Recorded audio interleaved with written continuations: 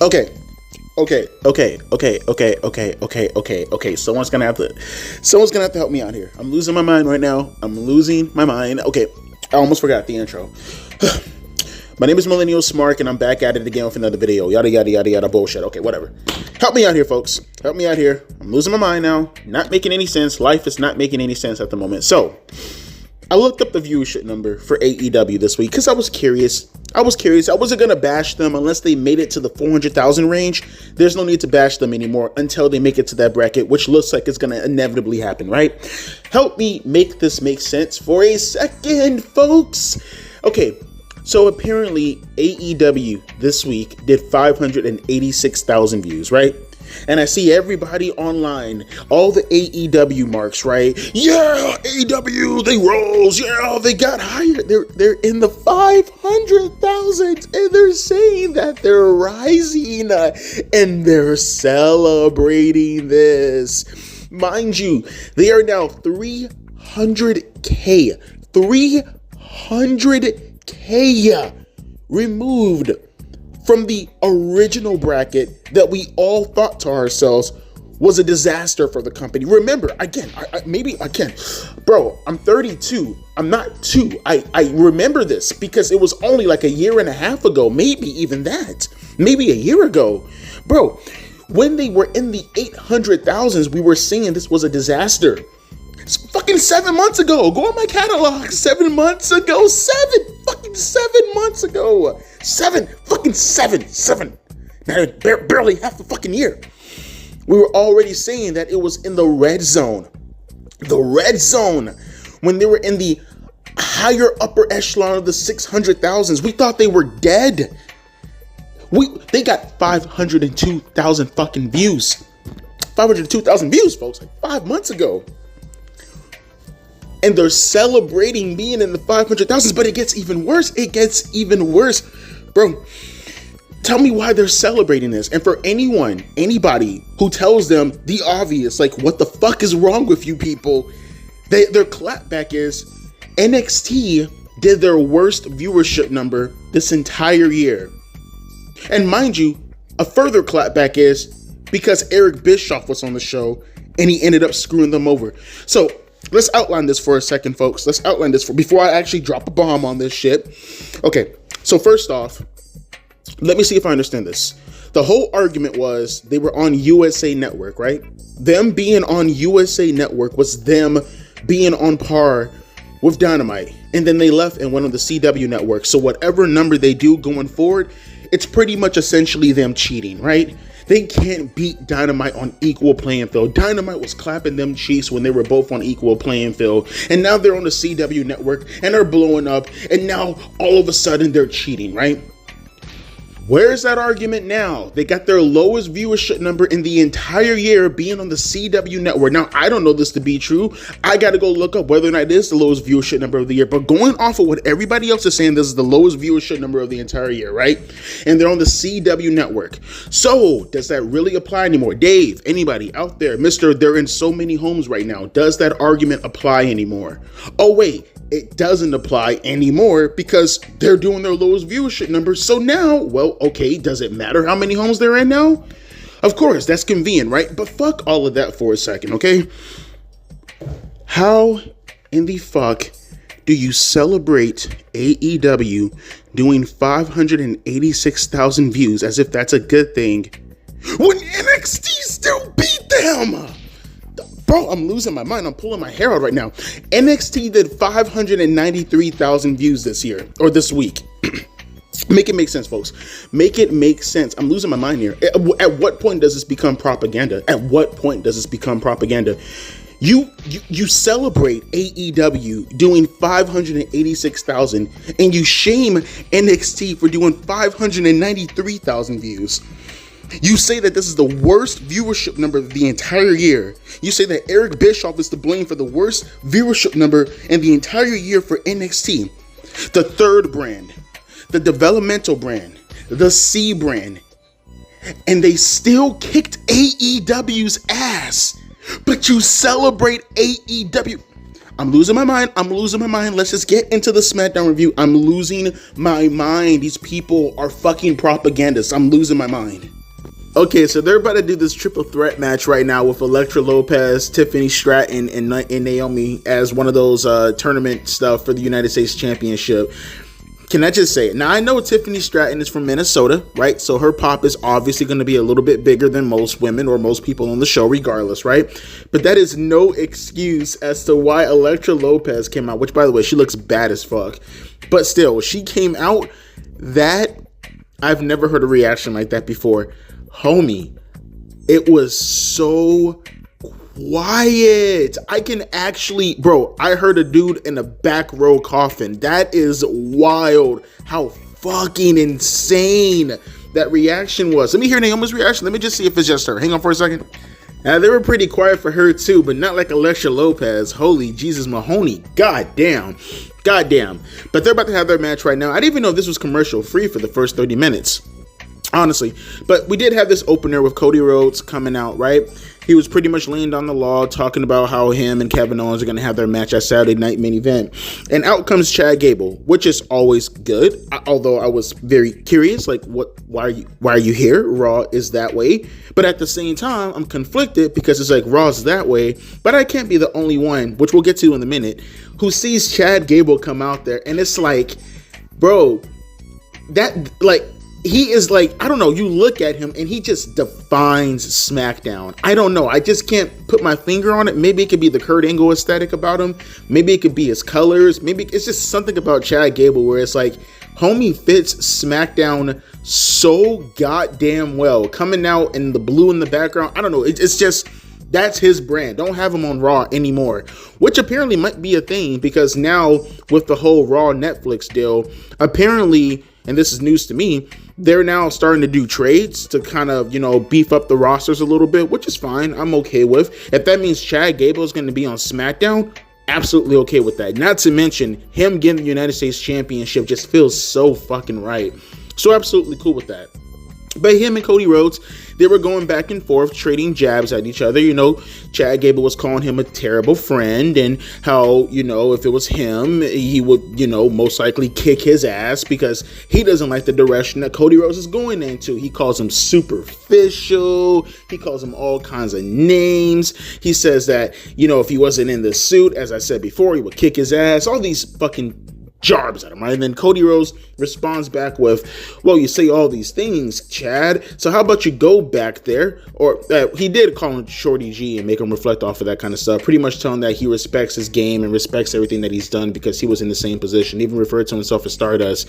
But he told him to go in the back, put your boots on, strap them up real tight, get your knee pads on, strap them up real tight, and stick him straight up your candy. Sorry, no, he essentially told him to go get ready for a match later on tonight, which I gotta presume is gonna be the main event, which I'm fine with. That's fine with me. I definitely want to see that match. I'm perfectly cool with that. But hopefully we can get some more stuff building up to Kevin Owens and Cody Rhodes, especially with Saturday Night Main Event being the thing that's coming up next week, Saturday. The go-home show for that is next week. Also, in the beginning of the show, in the opener, we did have the Bloodline, the new Bloodline, so it was the Cole's Bloodline. They come into the arena. They were highlighting all the injuries, the real injuries that happened at War Games, where you had Jimmy Uso, he broke his toe. You had Bronson Reed, he messed up his ankle or his foot coming off the top of the cage, just like Jay broke his toe coming off the cage. And you had an injury with Tonga Loa, where CM Punk beat the dog shit out of him for real with that toolbox case and ruptured his elbow, which I gotta say, there's a part of me that kind of feels feels like CM Punk did that on purpose, and he only did that on purpose because I slipped Buddy a 20, and I told him to go a little bit hog wild when he gets in there with Tonga Loa, because Tonga Loa fucking sucked. No, I'm joking. I don't want any injuries happening to anybody, but if it had to happen to somebody, no, I'm joking. I'm just joking. I'm not joking. But when they came into the arena, they ended up beating the dog shit out of all the security guards, super kicking people left and right, throwing referees against the wall, and all this other kind of shit. You keep bouncing me against the wall, and you know it's about the time to fall. And until you see me, trust me, you ain't see nothing now. I'm so fucking old. But yeah, pretty nice way to start off the show. I fuck with it. I like it. Okay, I do want to see more. Okay, maybe we can have something a little bit more of substance that, you know, pretty much happens throughout the night. Maybe with Cody Rhodes and Kevin Owens, and probably maybe even with the Bloodline. So keeping my options open, especially with how good Raw was. I'm going to hope and I'm going to assume that we're going to get the same thing coming out of Smackdown to make me feel like I'm not dealing with that bit of a FOMO, fear of missing out, when I missed out on that dope ass episode of Raw. So hopefully this episode ends up being good. We're gonna keep going throughout the show. Triple threat match going on. Let's get it. God damn, how many whodunit storylines are we gonna get in WWE? First, I heard about the whole Jade Cargill angle they did like a week or two ago, and now they're doing this whole whodunit storyline again with the Street Profits. Although this one I think might be a little bit more straightforward. I think they might just, you know, I mean, I don't know. I've been pretty bad with my predictions lately. I want to say that it's Tommaso Ciampa, and they're just going to, you know, go straight forward with it. Just like I think they're going to go straight forward and say Bianca Belair is the reason why Jade Cargill got messed up. But again, like I said, I've been straightforward and I've been terrible with my predictions lately, so I should probably just put that on the back burner, and you know, we'll get back to that when we will. Okay. Right now, we do have a match though with Bianca Belair and Piper Niven. Did I mention that they attacked Bianca Belair backstage? Did I mention that in the first one? I probably didn't. They attacked her backstage. Okay. Okay. Cool. You got that reference. Like I said, they're having their match right now. Let's go back though. After the whole Street Profits, actually, I think this was before the Street Profits got attacked. We were following up with this triple threat match with Naomi and Tiffany Stratton and homegirl who had the quietest entrance in the history of the world, Raquel Diaz. No, wait, Raquel Gonzalez. No, wait, Miguel Diaz. No, wait, Elektra Lopez. There you go. Got it. Can I also say, too, bruh, like, I'm used to Bianca Belair's theme song, but man, the women, they got some shitty ass theme songs, bruh. Piper Niven comes out and Chelsea Green comes out. Bro, their theme songs are fucking horrible. I don't even know what the hell that shit is. Oh, you know what? I take that back. I do like Tiffany Stratton's theme song. It's Freaky Time. Top. I like to see your dick tickle my hand size. Top. Yeah. Top. His dick just tickled on my hand size. Top. Yeah. Let's go. Give me that. Top. Yeah, that's definitely how her theme song goes. Don't tell me that isn't, because that's definitely how her theme song goes. But like I said, they're having this match right now with Piper Niven and Bianca Belair. And, oh, wait. All this talk about fucking Tiffany Stratton, who, by the way, good God almighty. Good. Just, if you guys can just take a couple of minutes out of your day to go check out Tiffany Stratton's outfit. She's wearing Viking colors, I think. Maybe it was Steelers colors. Maybe it was 49ers color. I think it was the Philadelphia Eagles.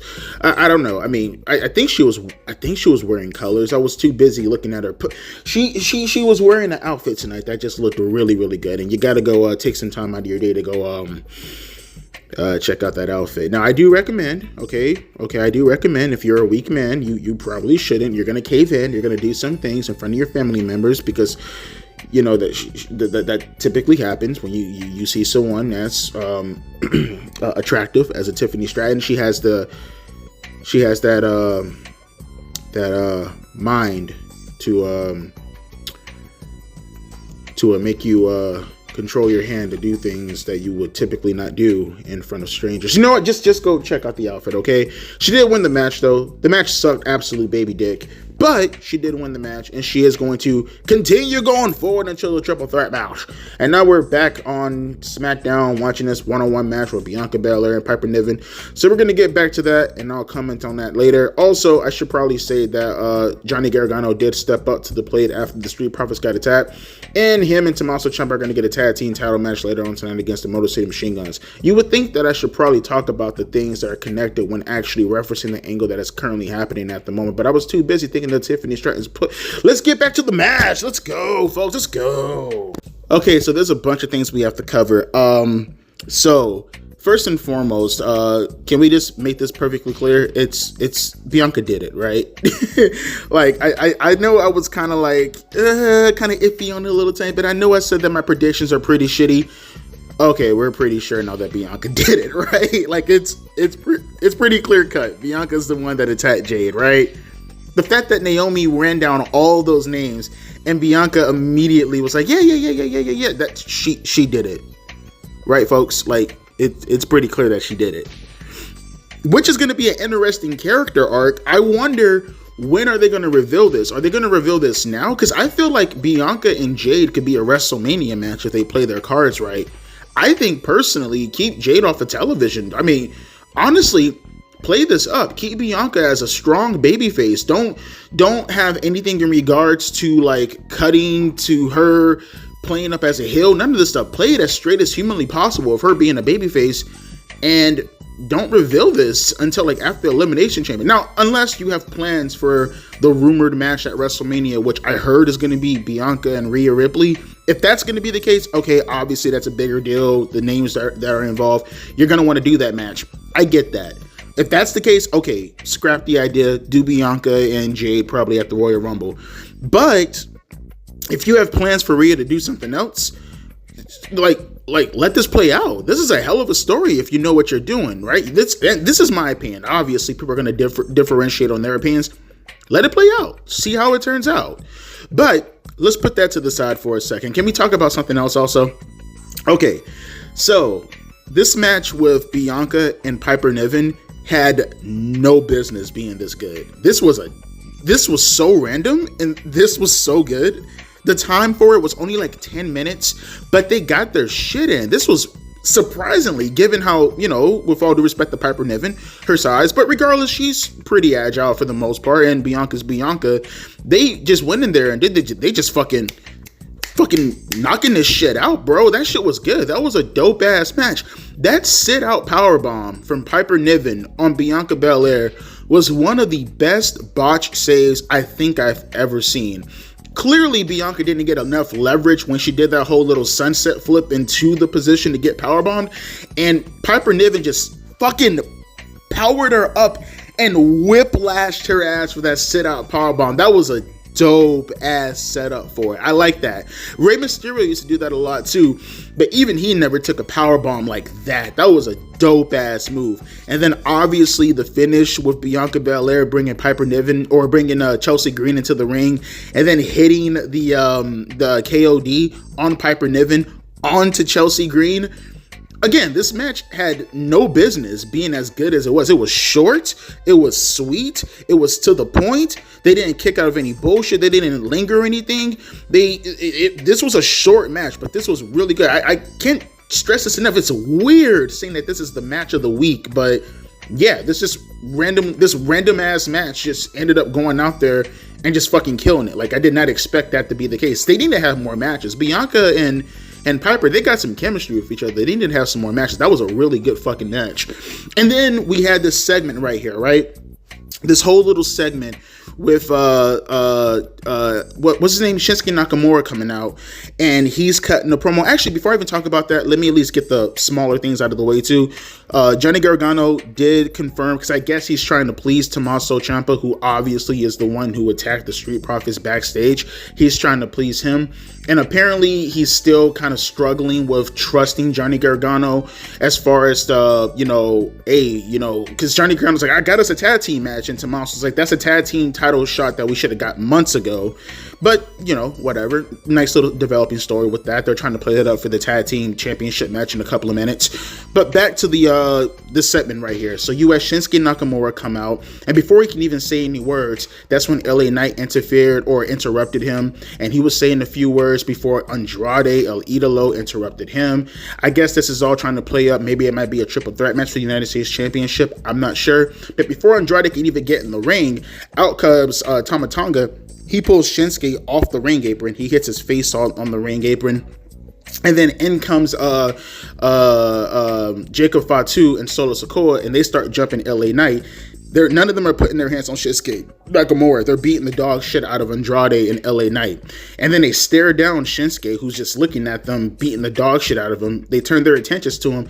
And Shinsuke, I like this. He makes a little pose. He looks like the Great Muta. Like, I guess that's the whole gimmick, right? But he really, really was channeling the Great Muta with that little stance he did. And then, like, he starts to hold his neck and pretend that he was going to spray the mist on him. Actually, hang on for a second. I see Kevin Owens. Give me a second. Okay, that's interesting. I want to see where that goes to now. Okay, this is developing to be a very good episode of Smackdown. Not that I should be shocked or anything, but it is though. So let me finish this segment off real quick. Shinsuke Nakamura is like holding his throat and he's pretending as if he's going to, not pretending, but actually preparing to spray the mist into one of their faces as a defense mechanism. They don't touch him. Solo holds back his goons. By the way, as I mentioned before, Tonga Loa, he's injured. So it's just Tama and it's just Jacob in the ring with Solo. And they let Shinsuke leave the ring. Well, really, Shinsuke left the ring. I don't know if they let Shinsuke leave the ring or Shinsuke was backing off from them as to warn them to not fuck with him. So I like that a lot. Protecting Shinsuke Nakamura in this new character arc. I like the mist that was dribbling down his face as he was coming out of the ring. That was really, really, I like that. The character development for Shinsuke Nakamura, it's growing on me. Now, granted, to be fair, I'm very biased. I'm a ginormous Great Muta fan, so you know that does play a part into all of it, to be honest with you. But at the same time, though, you know, I like it. I like it a lot. Now, hopefully, Shinsuke, I've been talking about this for years now. I'm hoping that they do this. Like, it doesn't just have to be the black mist. I've been talking about this for so long now. Have different color mist, bro. Like, okay, if you guys know the lore between the mist, you know, you spray green, it's supposed to blind them. You spray blue, it's supposed to make them sleepy. I think yellow is supposed to paralyze you. Red is supposed to burn your eyes. And black is supposed to blind you for a long time. If you watch Smackdown back in, 20 years ago, or if you were alive at the time, if you remember the same angle that Aikido and Sakota, rest in peace, by the way, with Tajiri and his goons, what they did to Nydia with Jamie Noble when Tajiri sprayed black mist in her eyes and she was blinded for like a couple of months, and Jamie Noble kept taking advantage of that. If you remember that angle back in 2003, early 2004, I'm just saying, like, you can do that with Shinsuke Nakamura. It doesn't just have to be the black mist, but hopefully they use that as far as his character development. Just saying. And then you have Solo cut a promo, pretty much just talking about how him and the rest of the bloodline, they aren't just a bunch of nobodies. He wants respect, they want respect, and he wants to be able to, get the respect. And everybody started to chant OTC at him, referring to obviously Roman Reigns, and he's getting more pissed off, but he's making a point out of LA Knight and Shinsuke Nakamura. Now, if this is a way to kind of like weave LA Knight and Andrade, if this is a way to weave LA Knight and Andrade into a feud with the bloodline, at least it keeps them busy, all of the parties involved. I'm not sure if they're going to get Carmelo Hayes involved in all of this. We'll see. He didn't show up to any of this, but we'll see as time goes on. But I fuck with this. I fuck with everything in regards to this angle, especially Shinsuke Nakamura. I'm now intrigued in Shinsuke's gimmick. I wasn't before. I was very, dismissive because it's Shinsuke and they always fuck up his character. But I'm very curious. I'm invested now. I want to see what they're going to go with this, if for nothing else. I'm not going to say that I'm happy, but I just want to say that for now I'm happy. And if their idea was to get me invested, I'm invested. And when I press pause, we had this little interview. Not an interview, but they were supposed to set up an interview for Kevin Owens to come inside the arena, and Michael Cole was going to interview him. But Kevin was in his car again, cutting promos on his cell phone via satellite, I presume. Don't know how that technology works, but maybe he has a special app that none of us have. I mean, maybe a Zoom. I don't know. But, then again, that should probably tell you, are there people working on in the inside? Never mind. I'm too deep in the lore right now. But Kevin essentially told Michael Cole if he wants an interview, he's going to have to come out of the arena and interview him while he's in his car, which they're in Minneapolis, which means it's fucking insanely freezing outside right now. It's 20 degrees outside, so Michael's like, what the fuck? But I presume he's going to actually do the interview, so I'm very curious as to how that's going to turn out too. And also, maybe I'm looking too deep into this. I'm going to mention this also. Don't know what this is a reference to. Don't know if Triple H did this on purpose. You guys notice when Bianca was walking down the hallway to go talk to Naomi? Am I crazy? That was Dominic, right? I seen Dominic in the background. I'm not sure he did that for a reason. I'm very curious as to what that's alluding to.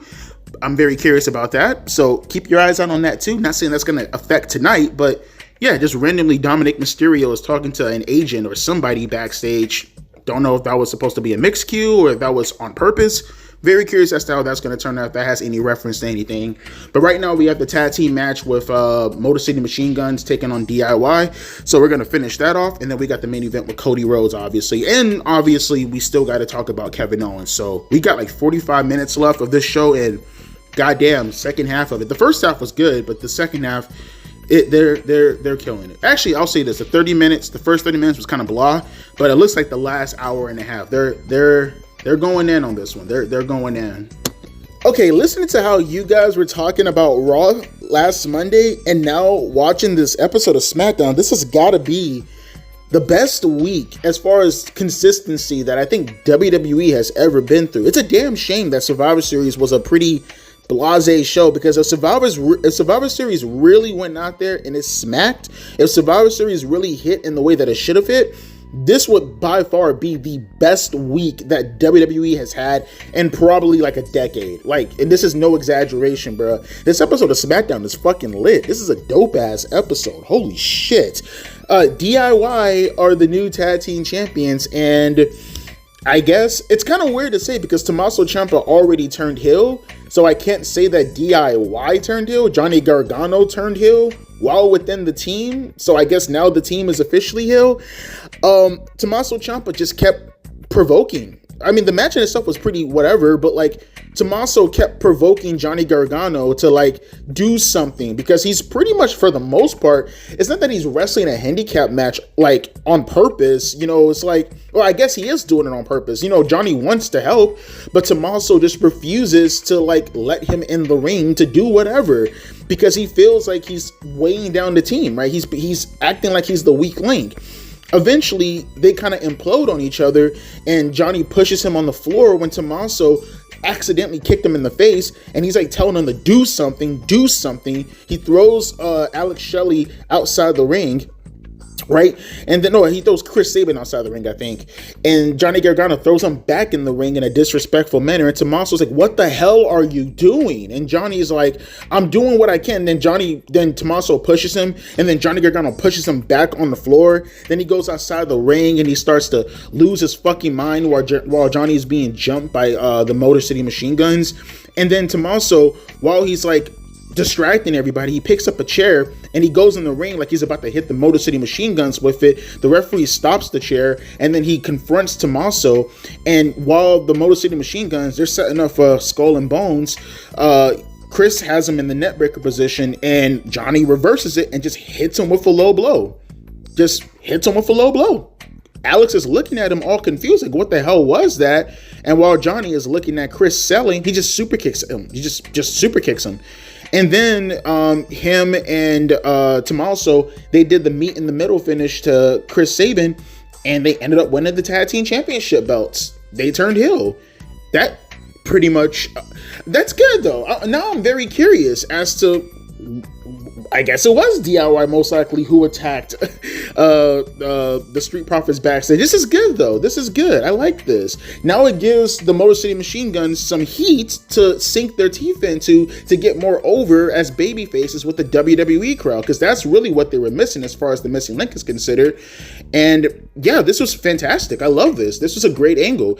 I'm not going to say that, okay, in this instance, I didn't see it coming, but it's not to say that it wasn't something that would have passed my mind as far as Johnny. I can't say that I thought about it because I wasn't really caring for it.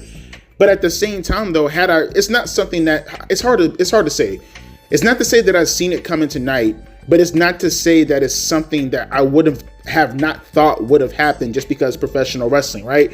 But nevertheless, awesome angle and good shit. But now we're coming back to SmackDown, and Michael Cole's about to do his interview with Kevin Owens. So let's see where that's gonna go, man. We still got the main event with Cody and Chad Gable. Good shit, man. Good episode of SmackDown. This shit is smacking right now. No pun intended. This shit is they killing it. They're killing it tonight, man. Let's keep going, I guess. Let's keep going.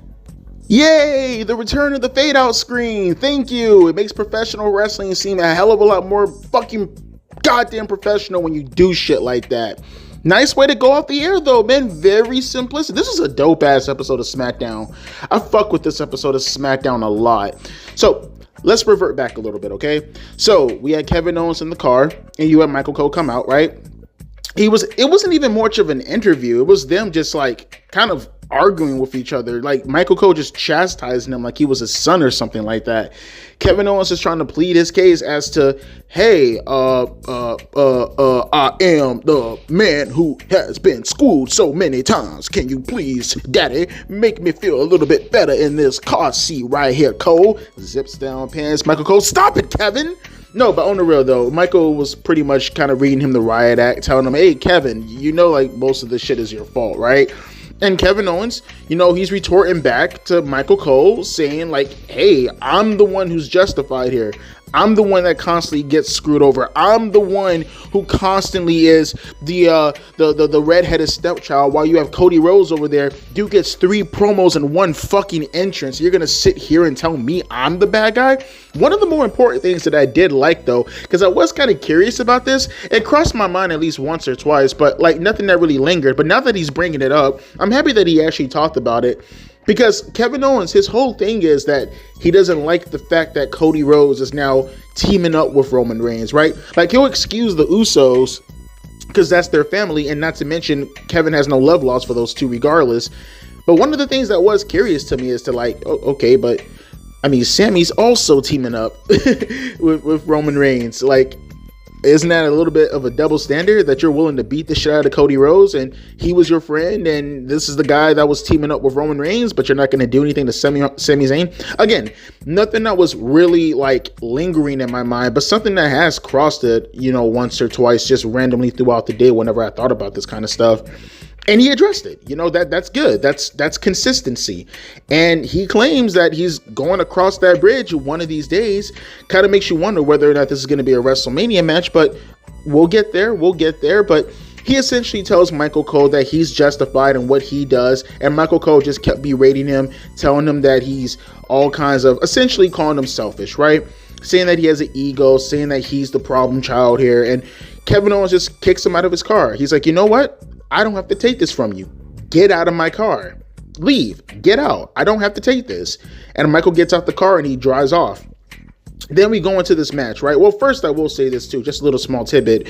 We did have Johnny Gargano and Tommaso Ciampa. They were pretty much backstage just cheering each other on, and then Candice LeRae came into the locker room. So it kind of looks like there might be a chance she might be their manager. I mean, she is a heel after all, so it does make sense.